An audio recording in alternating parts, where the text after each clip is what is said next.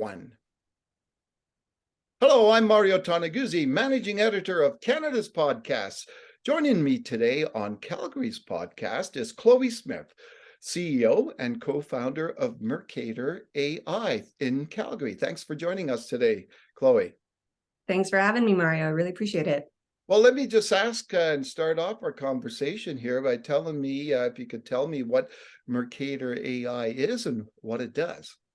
Yeah, absolutely. We are what we call a real-time construction intelligence platform. And the first product that we have on the market right now is an early construction opportunity detection tool. So you can think of us as kind of your ears and eyes around the industry to identify early project opportunities that are coming down the pipe. Okay, and so tell me a little bit about how this all came about. Yeah, absolutely. So my background's actually in data strategy. I come from a construction family, but never actually participated in market or spent time in market. And so coming from the world of marketing and advertising, I spent a lot of time digging into what we call external data and spending a lot of time understanding what's happening outside of a company's four walls, what's happening outside of their business that would help contextualize or help them understand, how's their own performance, the performance within their business, matching up to what's happening outside their business. And so I spent a lot of time in that space developing rapid intelligence tools for the marketing and advertising space so that we could take our new business development teams and airdrop them into any new market, get them understanding who's the customer, what's the competitive set look like, what's happening in that industry, and where do the gaps exist. I got a little jaded in marketing and advertising. It's tough. It's a tough space to be in, I think, especially if you think about, selling products to people. So I started to look at, well, how could we apply this type of information to an existing industry, an industry that has been kind of, peer-to-peer for so long. And so I kind of went back to my roots and I kept thinking to myself, I've got a father in industry who's been telling me this entire time that, the quality of his relationships and the quality of his work comes down to the people he knows and the people who know him and who know the quality of his work. And so I kept thinking, well, there's a huge risk here that exists for the actual company, because if you have all these business developers who are, building up these amazing networks, and we're starting to see, a large group of people aging out, they're going to take their networks with them. And as a result, they're also going to take their revenue with them. And so you have folks that are coming up in behind them that are in their, mid 30s, later 40s, that need to be able to shoulder a lot of this revenue. And they are going to have to shoulder it with more people in market, with fewer relationships. And so how can we help them? How can we help them better understand what's happening in and around their industry so that they can, as a result, jump in and build relationships more actively and more proactively instead of doing so reactively based off what they're hearing in market. Now, we know that, construction, the industry is kind of like the oil and gas industry in the sense that these are long traditional industries, right? How has it been in terms of adapting and adopting technology? Has it been slow to over the years? Is it catching up now? Yeah, I mean, what's interesting about construction specifically is we see so much tech in the field. If you jump onto any work site today, you'll see an iPad in most of everyone's hand, right? Whereas in the back office, we're still doing things through handshake and belly-to-belly sales. And so I think that that's probably been the biggest challenge we've seen is, introducing new technology into a space where, well, if I've been doing this for so long and I've been doing this for 37 years, what are you going to tell me that's different? And the biggest thing that I've always come back to is the fact that you may in fact know a lot about your industry, but you can't trend what's up here, right? You can't forecast what's up here. And I'm pointing to my brain if we're listening on audio, right? And so you get to a stage where you are kind of hamstringing yourself by staying analog in your practices. Mm. right? You're not able to use a lot of the, the digitization of today to be able to take leaps and bounds forward to understand, okay, well, what's going to happen next? Or who's been working with who that I didn't know about? Because guess what? That spend hasn't been happening with me.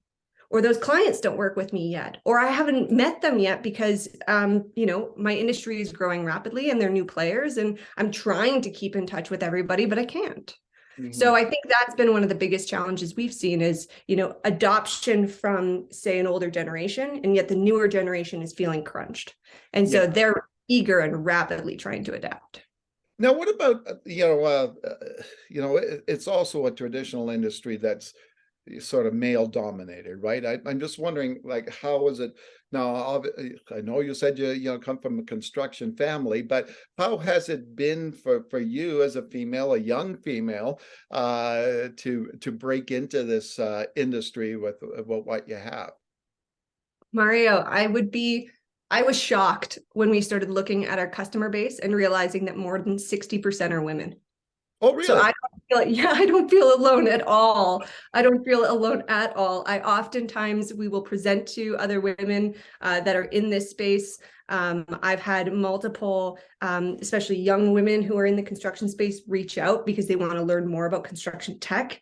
It's actually been, I would say that I have not been met with any kind of difference or otherness as a result of being a woman in this space. Cool. Oh, yeah, excellent. What about working with a company here in Calgary, or establishing a company in Calgary? What are the benefits of operating here? First of all, in Calgary, then in the province in Alberta. Yeah, absolutely. I mean, operating here in Calgary has been incredibly helpful to our business because we get so much support from the government. Operating in Alberta is the same way.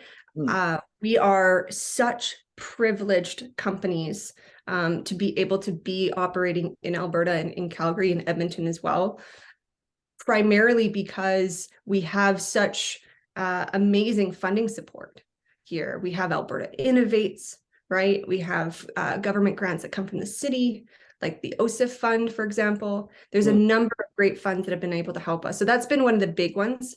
I think there's some really neat initiatives coming up, like Platform Calgary, for example. I think they're putting on something like 100 different programs over the course of the year, which is incredible, right? We might not get it all right at the start, and that's okay. I think, reaching out to the community and understanding what does the community need is a big part of that. But I do think that there's a lot of support starting to bubble up. And then also from an investor standpoint, there's a lot of eyes on Alberta right now. Yeah, that is interesting. And it's because we're seeing a lot of strong companies come out of Alberta. And so we are a bit of a niche, a bit of a unique portco for a lot of investors, which makes us really attractive. So definitely, I would say on that front, money coming into the province is one of the big reasons why it's great to work here. How does that help you as a company and a business having a growing and emerging tech innovation ecosystem out there in the city and then in the province? I would say that the biggest benefit from having an emerging kind of environment starting around us and kind of building around us is that we have the ability to influence it. Imagine being a small company and stepping into an environment where everything's kind of like, well, you've got this track or this track or this track, and you're gonna have to apply to get into this track, or only certain people get into this other track. In this space, we are defining and developing it on our own alongside the community. And I think that so long as those bridges stay up and we continue to listen to the community, I think that that's really going to make it empowering for these companies that are coming up like ours, where we're able to say, hey, this is what we need at this stage, right? And we've got partners here that are fantastic at doing that, which is really exciting because we're able to help coach alongside the development. Yeah. Sorry, Mercator started when? We started in October of 2022. October 2022.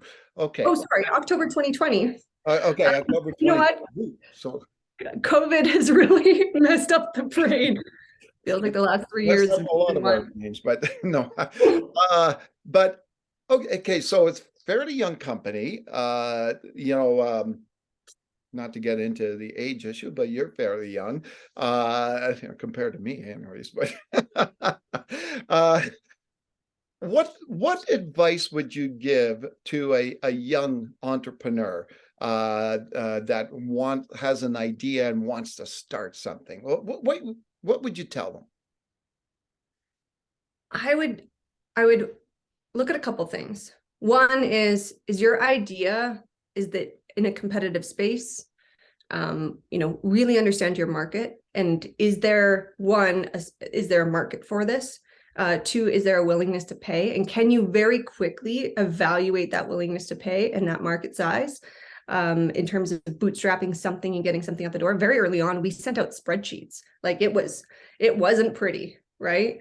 I would say have conviction. How much conviction do you have? Because this process tests you, and it tests you every single day.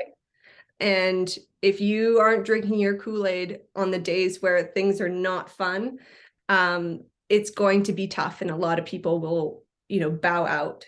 And I think that that's probably the hardest thing, is that it requires stamina to be an entrepreneur, stamina through the highs and through the lows, and figuring out how not to ride the roller coaster as hard as you probably do in the early days, but starting to figure out how to kind of level set or level off your kind of emotions and how you react to your own business. But I would say definitely defining your problem space and defining, if there's a willingness to pay. There's a lot of people who say, oh, you could build a business around that. Sure, but what are people willing to pay? And is it will it grow exponentially? Is the bigger question. Who were your mentors along the way? Oh my goodness. I've had so many. I've had some incredible leaders throughout my career. I often say that my previous position as a former head of innovation, I had a boss that put me through vision training, is what I call it. Yeah. Which was an incredible experience, very challenging, very grueling. I've had some amazing mentors come out of family that I didn't expect. Folks that are self-made that taught me, hey, there's another path. I went to university, I have a degree, but folks that have been self-made that have shown me a different path has been really fascinating. And then I think more so now, I have an incredible, like myself and my co-founder Hogan have an incredible group of advisors and investors around us that we can call up in the middle of the night with questions. And we focused very intently on bringing on folks around the table that have been operators before. So they're not investors from, say, an investment bank, for example. They're folks that have been in the trenches. And I think that that's really who I lean on these days, is the folks around the table that have been down this path that I can learn from, and the folks that have actually been down this path not so long ago. There's one particular group that we've been chatting with. Shout out to DocuCrunch. Josh and Trent have been incredibly helpful to us. And they're about 14 months ahead of us. And I think that peer-to-peer mentorship is probably one of the most critical things an early startup can have, because you're hearing from somebody who's literally just walked down those steps. What do you think you learned from your parents that's set you up for where you are today? Oof, I think perseverance and like a never give up attitude. I think there's a lot to be said about your parents teaching you that it's okay to fail and it's okay to learn. And I think that that's something that I was really well surrounded with. Oh, interesting. Yeah. Now, what did you take? You said you had a university degree. What did you take? You'll laugh at this. I have a degree in public relations. Oh, wow. I know. From where? From Mount Royal, actually. Yeah, fantastic university. Really enjoyed going to Mount Royal. Was an incredible program. Had a lot of practical experience. Had the opportunity to work on some really cool projects like Beakerhead. Oh yeah. Honestly, Mount Royal was the one that really steered me towards, in my early days, seeking out learnings and seeking out growth in my career instead of money. Ah, Yeah, it really pushed me as an so early, at the start of my career to really discover, what I wanted to do instead of chasing dollars and cents.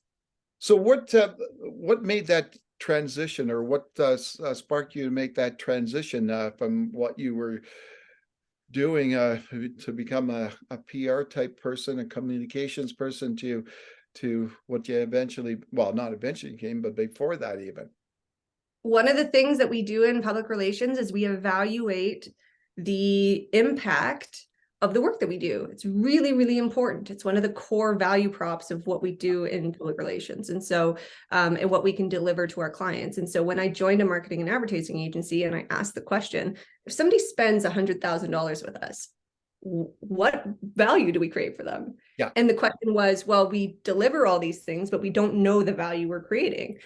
And so I thought, okay, there's a problem here. Maybe I can take my knowledge and I can pair it up with data, right? Yeah. The data that we're producing digitally from all the things that we're developing, and I can then quantify. And so early days when analytics departments were really a thing, I built an analytics department and I helped to develop, what is our process? What's our measurement process? How do we identify goals and key performance indicators? And then how do we track those?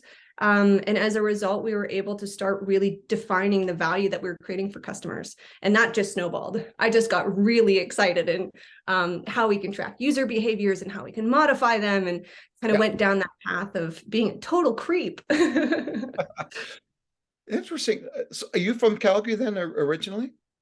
I am. Southwest Calgary is where I grew up. And what high school did you go to? I went to Bishop O'Byrne, spent a Ah, lot of time in Fish Creek Park. yeah, way down south. Yeah.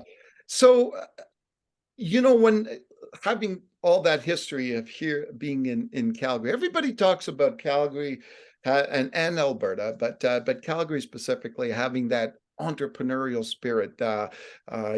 Is that myth, or is that reality? Hmm. I mean, I'm not sure if I'm the right person to be able to speak to that. I think that, I grew up in a family of entrepreneurs, Yeah. and so I may be a little biased, but I think that, I think you had to be. If you just think about, our early settlers and what they needed to Yeah. become, you've got a lot of, hard-earned success in this city. And I think that transcends generations. Yeah, I think a lot of people always talk about that, the farming and the ranching background, and that's kind of in the almost in the DNA of yeah, people in Calgary. How do you finding it today? Like, obviously you're dealing with a lot of companies, a lot of people. Like, what's the mood out there, in from the people you deal with, about the economy in general and where we're going? Yeah, I would say it's interesting because we just completed our seed round, and we did so very quickly in the month of end of November, early December. And I would say that the general mood was a real piqued interest in Alberta and Mm. Alberta companies, kind of like, we're kind of a last frontier kind of thing of companies that are stepping up, that are showing really strong health and really strong metrics, Yeah. that deserve to be invested in. And so, I'm in the early stage bucket, right? Companies that are in their Series A or B or C are definitely dealing with different challenges, but I would say that there's a lot of optimism. There's a lot of optimism around early stage companies. In fact, I've been told that, this vintage of startups will likely do incredibly well because of the adversities they've had to face early on. Oh, cool. Now, obviously, being an entrepreneur is time-consuming job. You're on it almost every day, all day. Um, do you think you have any work-life balance? Oh, that's a hard question to answer. I have had to find a different type of work-life balance. I was really fortunate in my career that I stepped into very senior roles very quickly. Uh-huh. As a result, I had to define a different work-life balance, right? It wasn't 9 to 5. It was take the time back whenever you have it, because you're going to work, weekends and things like that, or you're going to be traveling. So I've always had this mentality, and our team knows this too, is the work gets done when the work gets done, right? And that's when, if that means you need to take an hour and a half in the middle of the day to go for a walk because you need time for yourself, then you take it. Right. And so it becomes much more fluid in terms of what is work and what is life. I would say that that's the same for myself. But I'm also, Mario, I'm an obsessive personality. And so I tend to take on projects and throw my entire self into them. So I don't know how healthy that is. But what I've had to learn is that this business is a project and I have to put time brackets around it. So I have started to reconnect with my hobbies, which are numerous, as you can probably imagine. What are some of your top hobbies? I'm a rock climber first and foremost. Oh, cool. I'm a maker. I've built nearly all the furniture in our home. Lately I've been knitting a lot. Oh, wow. When we travel, I like to surf, and when we're here, I like to mountain bike and cycle. Excellent. Well, that was great, Chloe. I appreciate you taking the time to chat here today. Awesome. Well, I appreciate it. All right. That was Chloe Smith, CEO and co-founder of Mercator AI based in Calgary. This has been Calgary's podcast on Canada's Podcast Network. I'm Mario Toneguzzi, managing editor. Thanks for joining us today.